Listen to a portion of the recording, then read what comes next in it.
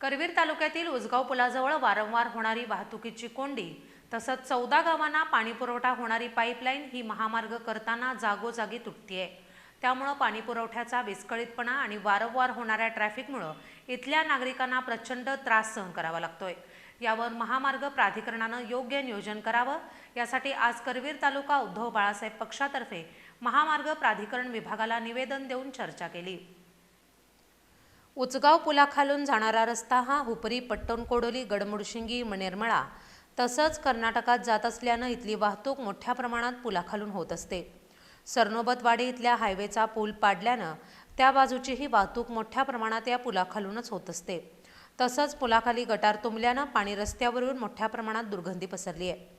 त्यामुळे वाहतुकीची ही कोंडी ऐन उन्हाळ्यात दिवसातून 8 ते 10 वेळा होते।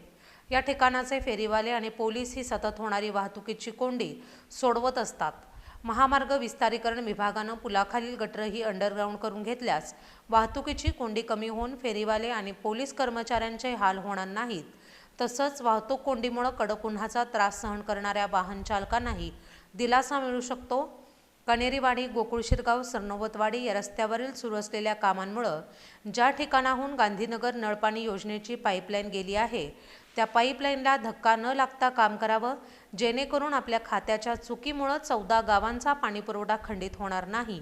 याबाबतच्या सूचना ठेकेदारांनाही देऊन यावर तोडगा काढावा अशी मागणी करवीर शिवसेना उद्धव बाळासाहेब ठाकरे पक्षाच्या वतीने केली आहे।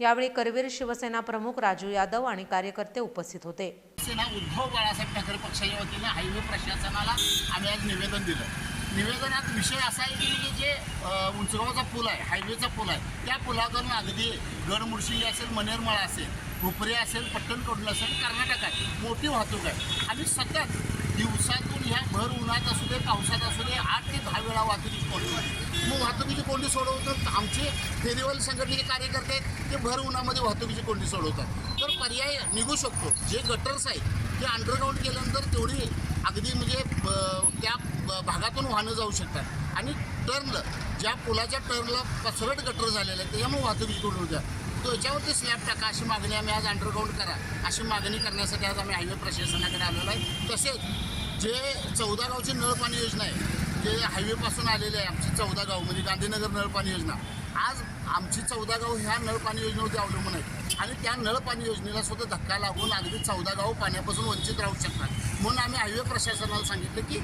इथून जी पाईपलाईन आली आहे ह्याला धक्का न लावता तुमचं हायवेचं काम होऊ दे, भर उन्हामध्ये ही 14 गाव पाण्यापासून वंचित राहणार नाहीत, याची काळजी तुम्ही घ्यावी।